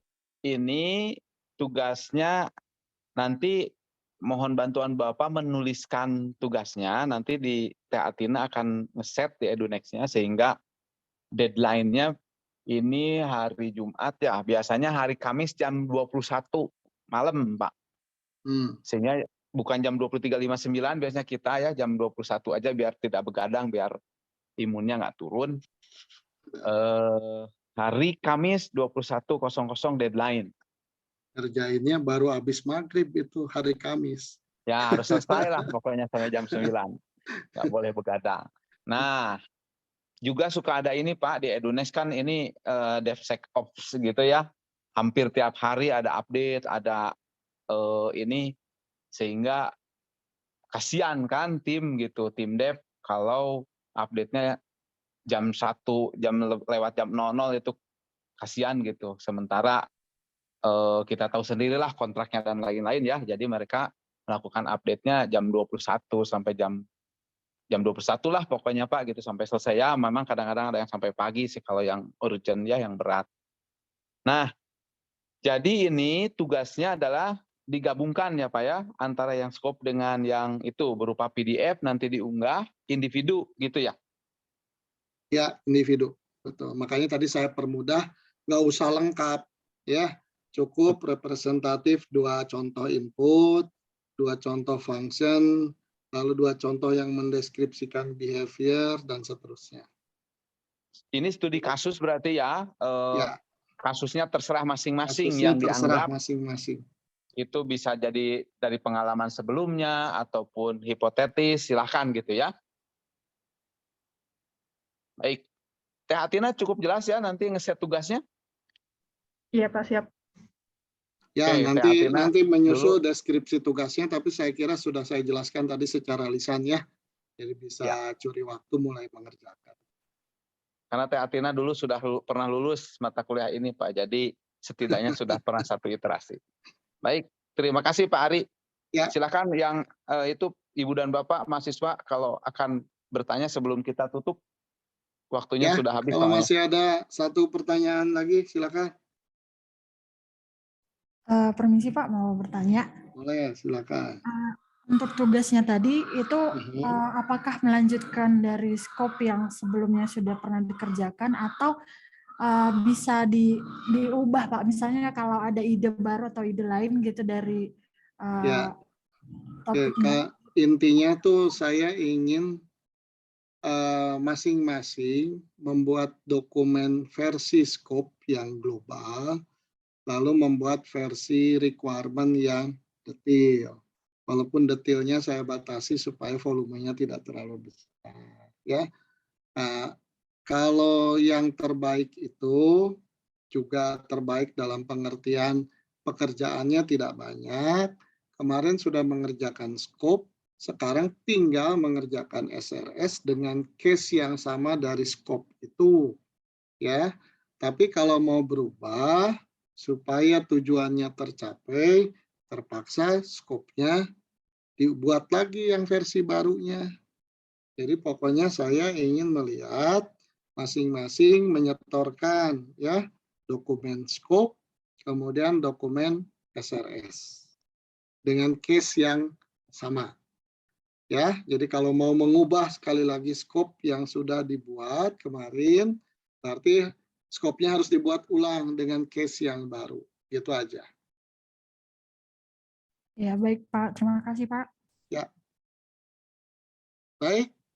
Kalau masih ada pertanyaan? Mohon maaf Pak, mau tanya. Ya. Ini tadi yang vote CRS-nya itu udah Pak.